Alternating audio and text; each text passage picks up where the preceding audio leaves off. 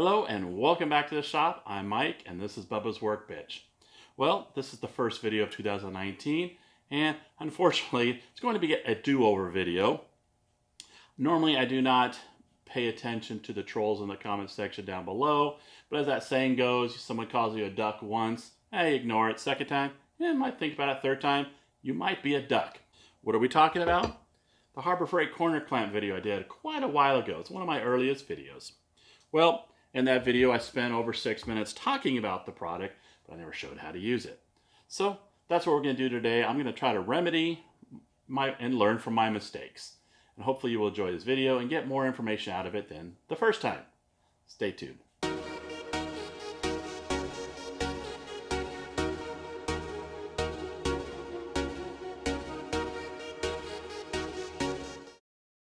Okay, got my notes set up, and we got some categories to go over. I'm going to talk about what it is not, why I chose Harbor Freight, and applications for use with it, and then we'll do a little bit of demonstrating on how it works. What is it? Well, it's a quick release 90-degree corner clamp. And what makes it superior to, say, a standard corner clamp? Well, as I just stated in the description, quick release is the biggest issue, really. And the fact that you see these handles here are parallel with the surface. The only problem with these smaller ones, which these are awesome, they work just the same as the larger one. However, when you have this down on a surface and you're trying to tighten it up, you got the little levers in the way, so it's not very easy. It's a real pain in the butt. And if you've opened this too far, it makes it even more difficult when you're just quickly trying to move it forward. It just doesn't work. However, with a quick release, as the name implies, you can turn it just a little bit so you release some tension, pull it out all the way, put your piece of wood in, and you're able to just push the button in and push it in. And then that way you can just micro tighten from there. So why Harbor Freight? Well, not to mention the cost first and foremost.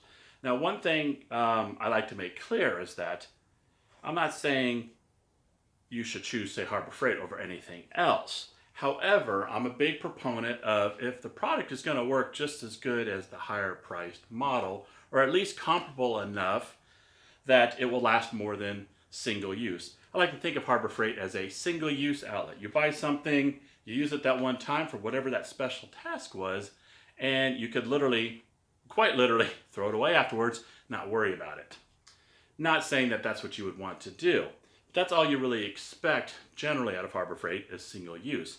Now there are some items that come along that to me have proven to be just as good if I had paid top dollar for the item.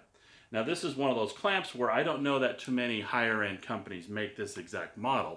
I've seen some similar ones, and the only difference I've seen is they look exactly the same, even the same handles, but they have extra little faces here on the jaws that I believe are even removable. So that is kind of nice, but for the $10 which this costs, I think it's a great value. And that price alone should kind of be the key. It's kind of funny, when you shop enough at Harbor Freight, you start learning how by the price of an item, what category that probably fits in. Is it the low end, medium, or high end? So I consider this somewhere between medium to high, because for $10 for one clamp, that's pretty pricey compared to all their other clamps for what it does. So I consider this a higher end tool that you could purchase from them based on just the price alone. I know that's a very weird analogy, but you shop enough at Harbor Freight and there really is truth to that statement. The next thing I want to cover is what I call what this is not. Now, while it is called a corner clamp, I don't consider this a clamp. What I like to consider this is this is just a 90-degree alignment tool. And why do I say that? Well, for a simple reason that what does a clamp do? Usually with a clamp, you're going to put glue between two surfaces and you clamp the thing down. And the idea is to squeeze out as much of the glue as possible so that you have the most even bond. Well, with a corner clamp, you're clamping against these fixed jaws here. There's no way to push the two pieces closer together. That is why I don't call this a clamp, it's more of an alignment tool. So what would be a good application for this clamp?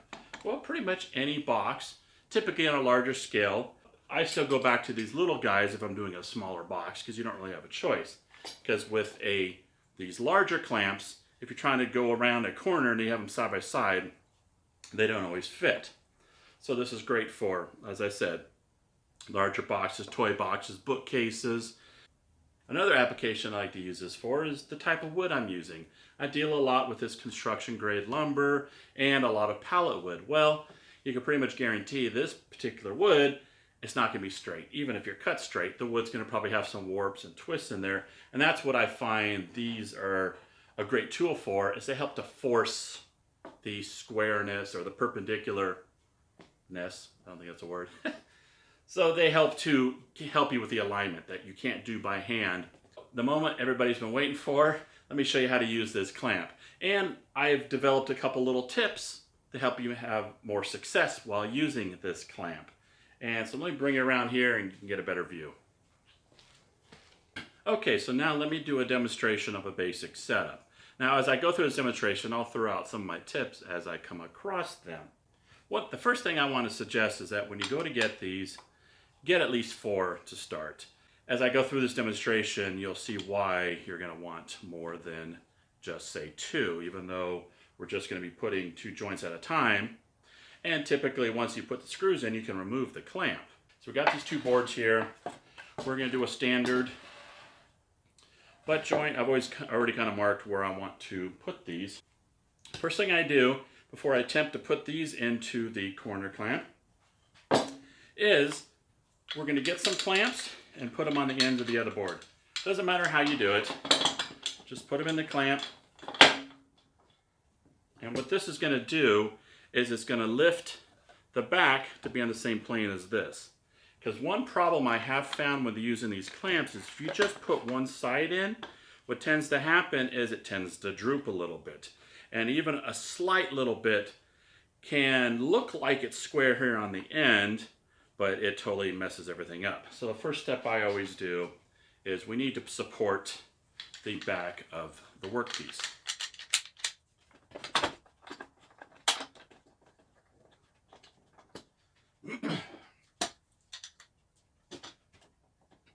Now you may have to adjust these a couple times as you're doing this. This is where you'll see how this can become quite an annoying clamp to work with because of these little issues. But I always recommend you want to do a dry setup first, making sure you're pushing against the fixed jaw. Which one's going to be the face, which one's going to be the inside. Let's tighten it up. Okay, and once you've got the dry fit and you know you've got everything as good as it's going to get, the face stays. You do not touch this. You keep everything nice and tight. And this only applies if you're going to be adding glue, is why I'm pointing this out. So now we can completely loosen this clamp. You can pull this wood out and there's no fear of misalignment because we already did that dry fit. Now what this allows you to do is pull this out, run your glue on here, put it back in, push it forward. Now we go back to when I said this is not a clamp. And this is the demonstration of why I can say this is not a clamp, because even though I tighten this down, all it's doing is pushing this way. It's not pushing this way. So the only way I can get that squeezed glue out is I have to push with my hand as I'm tightening, but I'm not going to get the pressure necessary.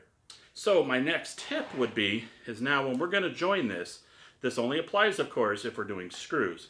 So we run our pilot holes and then we run our screw. And what my tip is that when a screw is just about in, not fully tightened, what I do is I've got it almost all the way in, there's just a little bit sticking out. You'll just loosen this slightly, and then as you tighten, it's gone in far enough, it's not going to push the wood anymore, and then it'll cinch it in, thus giving you that nice, flat, good glue squeeze out, a good clean joint. Now, while I have this set up like this, my next tip is that I have found that whenever I'm doing a box, even though I'm ready to do all 4 sides, I have found do it in half sections. So in this case, if I was making 4-sided box, I would screw this, it's glued, leave it alone, and then do the other half. And then once both halves are done, then we go to both those corners.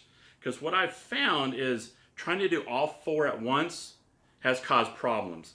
You know, these clamps aren't the tightest, I mean as much as your hand can get, but when you're trying to do 4 corners at once, I have found it knocking alignment off on the other corners. So by doing half, put your screws in, do the other half, and then once that's done, then you can take your clamps off and move them to the unclamped sides and then affix those, and you will have a very true and square box. So I hope I provided you with enough information to make your own informed decision whether you want to try out this clamp.